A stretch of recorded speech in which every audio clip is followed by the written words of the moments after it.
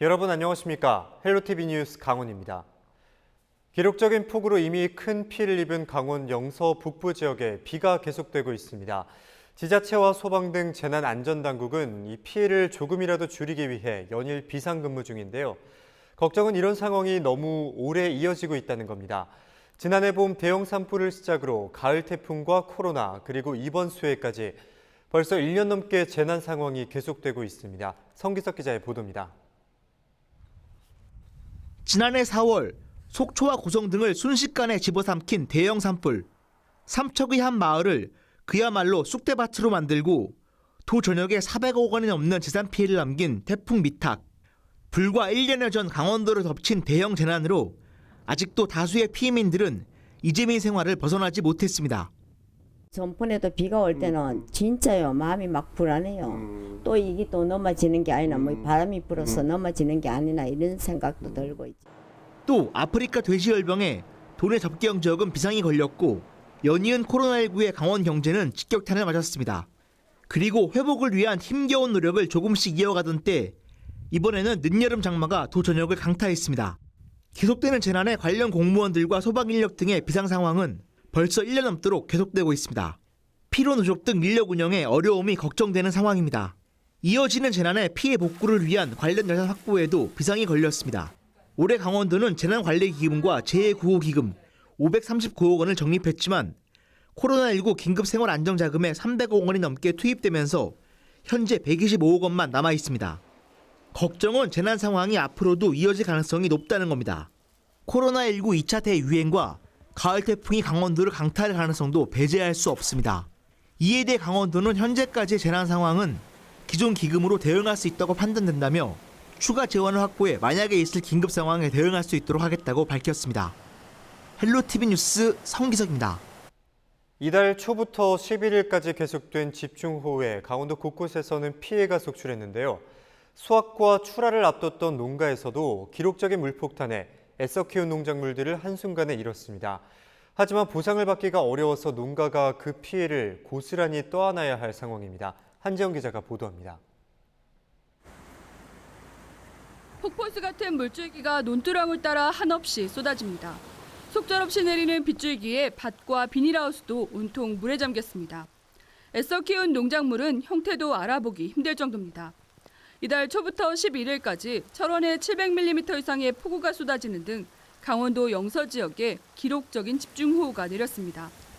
논밭은 물론이고 과수원도 나무가 뿌리째 뽑히고 수확을 앞둔 사과 등은 바닥에 떨어져 성한 게 없습니다. 진짜 이루 말할 수가 없습니다, 심정이. 그 사과나무는 원래 잘만 심어놓으면 20년 동안 수확하는데 20년 농사가 하루아침에 날아간 것 같습니다. 현재까지 잠정 집계된 도내 농경지 피해만 859헥타르가 넘습니다. 그나마도 농작물 재해보험에 가입했다면 약관에 따라 피해 보상이 가능합니다. 보험이 없더라도 정부와 지자체의 합동조사 후 빠르면 9월쯤에 재난지원금이 지급될 것으로 전망됩니다. 벽, 콩, 파프리카 등 53개 품목에 대해서 농업인이 직접 농협에 보험 가입을 하셔야 지원이 됩니다. 그리고 정부 재난지원금은 읍면동사무소에 피해 신청을 하시면 시군에서 피해 내역을 조사한 후 피해 규모에 따라 재난지원금을 지원해 드립니다. 하지만 농작물 재해보험의 가입률이 벼 64%, 원예시설 40% 등에 불과합니다. 계속된 자연재해로 농협 손해보험의 적자가 지속돼 과수를 대상으로 하는 농작물 재해보험의 보상률도 올해부터 80%에서 50%로 낮아졌습니다. 물에 침수된 농작물은 생육이 부진하고 병충해가 생길 가능성이 높지만 재해 보상에서도 제외됩니다. 이에 상품성 하락에 따른 매출 부진 등 한 해 농사를 망친 피해는 농민이 떠안을 수밖에 없습니다. 한 1m 이상 하우스가 고추가 다 물에 잠겼어요. 그래서 지금 현재 물은 빠진 상태이지만 고추의 뿌리가 세근이 다 나가서 그래서 아마 고추는 다 역병이 다 와서 죽게 될 것 같아요. 이 밖에도 농민들은 이미 수확을 앞두고 많은 예산이 소요됐지만 재난지원금은 종잣값 정도에 불과할 것이라며 막막함 속에 애만 태우고 있습니다. 헬로티비 뉴스 한재영입니다. 긴 장맛비로 여름 성수기를 맞은 동해안의 관광지는 그야말로 직격탄을 맞았는데요. 해수욕장 개장 이후 맑은 날이 5일에 불과했습니다. 지난해 대비 동해안 해수욕장을 찾은 피서객은 절반에도 미치지 못하고 있습니다. 박건상 기자의 보도입니다. 몇 안 되는 피서객들이 바닷물에 발을 담그고 간단한 물놀이를 합니다. 모래사장에는 손님은 없고 파라솔만 바람에 나부낍니다. 여름철 성수기를 맞은 동해안 해수욕장은 피서객들로 북적여야 하지만 해변은 썰렁합니다. 예년 같으면 관광객들로 가득해야 될 경포 해수욕장입니다. 하지만 보시는 것처럼 비와 바람이 강하게 불면서 파라솔은 대부분 비어있고 관광객들도 손에 꼽을 정도입니다. 지난달 10일부터 동해안 79개 해수욕장이 차례로 개장했지만 긴 장맛비로 인해 피서객들의 발길이 뚝 끊겼습니다. 예년과 비교해 절반에도 미치지 못하고 있습니다. 작년에는 지금 이맘때쯤에 바글바글해서 아침부터 시작해가지고 한 8시쯤부터 사람들이 북적북적했는데 지금은 오후 한 3시 돼야 조금씩 오는 수준이고 작년 대비해서 정말 일도 거의 안 하는 수준으로 사람들이 많이 줄어서 타격이. 강원도 환동해 본부는 10일 동해안 해수욕장 방문객 수가 지난해 같은 기간과 비교해 80% 가까이 감소했다고 밝혔습니다. 지역별로는 고성군이 90% 넘게 줄었고 지난해 127만 명이 넘는 피서객이 찾았던 속초 지역 해수욕장은 올해 19만 명에도 미치지 못합니다. 동해안 대표 해수욕장인 경포 해수욕장도 지난해 100만 명이 넘는 피서객이 방문했지만 올해는 고작 17만 명이 조금 넘습니다. 코로나19 여파에 해수욕장 개장 이후 맑은 날이 5일밖에 되지 않았다는 게 직격탄이 됐습니다. 특히 피서객이 많이 몰리는 주말에도 비 내리는 날이 많아 이 같은 피서객 급감을 부추겼다는 분석입니다. 이번 주도 비 소식은 이어집니다. 강원지방기상청은 태풍 장미가 지나간 이후 주말까지 대체로 흐린 날씨가 이어질 것으로 내다봤습니다. 당분간 낮 최고 기온 31도 이상으로 오르고 습도가 높아 일 최고 체감온도 33도 이상의 폭염이 나타나겠고 밤사이 최저 기온 25도 이상이 유지되는 열대야가 나타나는 곳도 많겠습니다. 코로나19 여파에 유례없는 긴 장마까지 동해안 관광지의 상경기에도 흐린 날씨가 이어지고 있습니다. 헬로티비 뉴스 박건상입니다. 네, 경찰이 춘천 의암댐 선박 전복 사고 원인 규명을 위해 12일 춘천시청 등 11곳에 대해서 압수수색을 벌였습니다. 이번 압수수색은 강원지방경찰청과 춘천경찰서 형사들로 구성된 의암댐 조난사고 수사 전담팀이 이날 낮 1시 30분부터 3시간에 걸쳐 진행했습니다. 경찰은 춘천시청 환경정책과와 안전총괄 담당관실 등 관련 부서 4곳과 인공수초섬 설치 관리업체 등 11곳에서 관련 서류 등 관련 증거 자료를 확보했습니다. 경찰은 이번에 확보한 증거 자료를 분석하고 그동안 확보한 CCTV와 차량 블랙박스 등을 종합해 사고 경위를 규명할 계획입니다. 기록적인 집중호우로 수문을 개방한 소양강댐이 방류 기간을 연장하기로 했습니다. K워터 소양강댐 지사는 지난 5일에 홍수기 제한 수위인 190.3m를 넘어섬에 따라 3년 만에 소양강댐 수문을 개방하고 15일 자정까지 초당 3,000톤의 물을 하류로 흘려보낼 계획이었습니다. 소양강댐 지사는 방류 기간이 길어짐에 따라 댐 하류와 상습 침수지 등의 피해 발생에도 각별히 주의해 줄 것을 당부했습니다. 네, 원주지방환경청과 한국수자원공사 한강유역본부는 이번 장마 기간 한강 수계 상류에 대규모 부유물이 발생해 수거에 나섰습니다. 지난 24일부터 지난 10일까지 한강 상류 4개 댐으로 유입된 부유물의 양은 모두 6만 6천 세제곱미터로 충주댐 3만 세제곱미터, 소양강댐 2만 6천 세제곱미터 등입니다. 부유물은 주로 고사목과 풀, 그리고 일부 생활쓰레기와 스티로폼 등입니다. 환경청과 수자원공사는 선박을 동원해 부유물이 하류로 흩어지지 않도록 차단막으로 포집한 상태로 굴삭기 등 장비를 이용해 신속히 수거한 뒤 수질 오염을 예방할 계획이라고 밝혔습니다.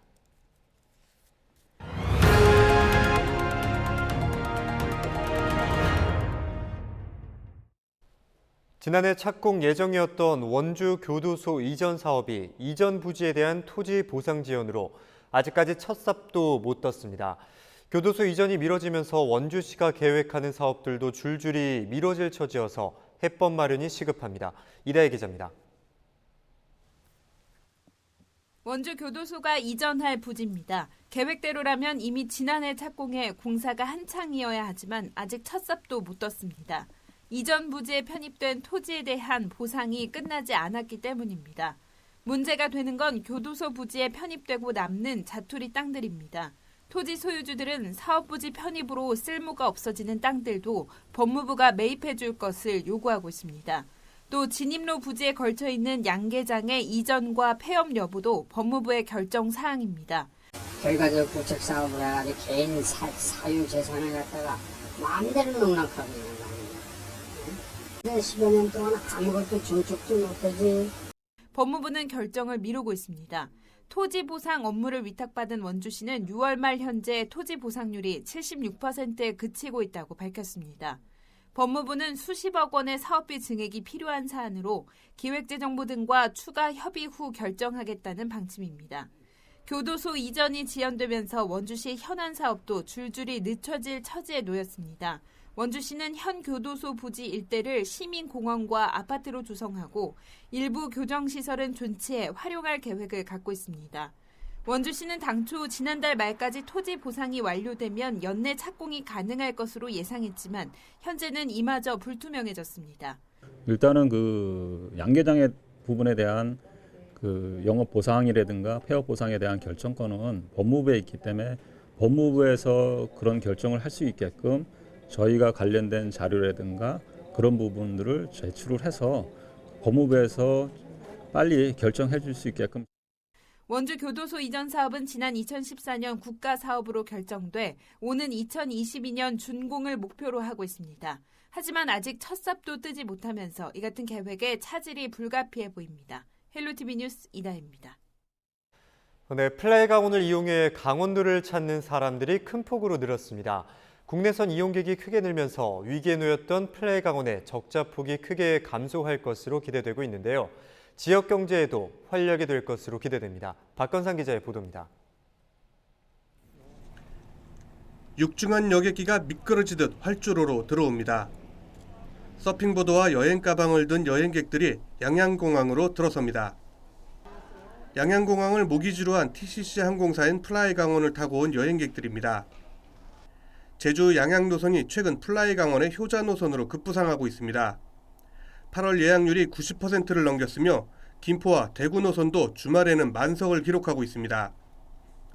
이렇게 국내선이 만석 행진을 기록하면서 경영 위기에 몰렸던 플라이 강원의 청신호가 켜졌습니다. 8월 국내선 예약률이 90% 이상을 상회하면서 적자폭이 대폭 개선되었습니다. 연말까지 이 추세가 이어진다면 어려운 상황 속에서도 조금 버틸 수 있는 여력이 될 것 같습니다. 8월 성수기는 물론 9월 예약률도 50%를 넘기면서 국내선을 통한 적자폭 감소는 당분간 이어질 것으로 기대되고 있습니다. 플라이 강원은 국내선 흥행에 힘입어 적자폭은 다소 개선될 것으로 기대되고 있습니다. 하지만 150명이 넘는 임직원들의 무급휴직은 당분간 이어질 전망입니다. 플라이 강원이 강원도 여행의 새로운 교통수단으로 급부상하면서 지역 경제에도 큰 영향을 미치고 있습니다. 8월이 시작되면서 이미 인구 해변 등 서핑업 종사자들이 바빠지기 시작했고 렌터카 회사들도 즐거운 비명을 지르고 있습니다. 어려운 여건 속에서 국내선이 활성화됨으로 인해서 다른 지역에 비해 피서객들도 많이 늘었고 지역 경제 많은 활성화에 도움을 되고 있는 것은 사실입니다. 유령공항으로 전락했던 양양공항도 활기를 띠기 시작했습니다. 7월부터 지난 9일까지 5만 명이 넘는 사람들이 양양공항을 이용한 것으로 집계됐습니다. 지난해 7월과 8월 두 달 동안 6,600여 명에 비해 크게 늘어난 수치입니다. 여기에 해수욕장 이용객도 다른 지역에 비해 선방하고 있습니다. 강원도 한동해본부가 집계한 해수욕장 방문객 수를 보면 고성과 속초보다 양양 지역에 많은 피서객이 몰렸습니다. 또 지난 9일 하루 동안 15,000명 가까운 사람들이 찾으면서 동해안 6개 시군 중 강릉 다음으로 많은 피서객이 찾은 것으로 집계됐습니다. 한편 플라이 강원은 양양 김포 노선에 이어 14일부터 양양 대구 노선에 취항합니다. 헬로티비 뉴스 박건상입니다. 고성군 대표 평화관광지인 통일전망대가 운영 중단 172일 만인 14일부터 개방됩니다. 고성 통일전망대는 아프리카 돼지열병과 코로나19로 인해 지난 2월 25일부터 운영이 중단됐으며 지난해 대비 46만 명의 관광객이 감소한 것으로 나타났습니다. 고성군은 통일전망대 운영 재개와 더불어 지난해 10월부터 운영이 중단된 DMZ 평화의 길을 재개방하고 방역시설 확충과 CCTV 설치 등 군 경계작전 보강을 위해 행정력을 집중하고 있습니다. 횡성군 루지체험장이 12일부터 개장했습니다. 횡성군은 이날 옛 국도 42호선에 조성된 루지체험장에서 개장식을 열고 본격 운영에 들어갔습니다. 횡성 루지체험장은 길이 2.4km로 단일 코스로는 세계 최장 규모로 조성됐으며 루지카트 280대와 주차장 200면 등을 갖췄습니다. 횡성군 루지 시설 이용료는 주말과 성수기 기준 15,000원으로 이용객에는 지역 상품권 3,000원이 지급되며 횡성군민은 20% 할인됩니다.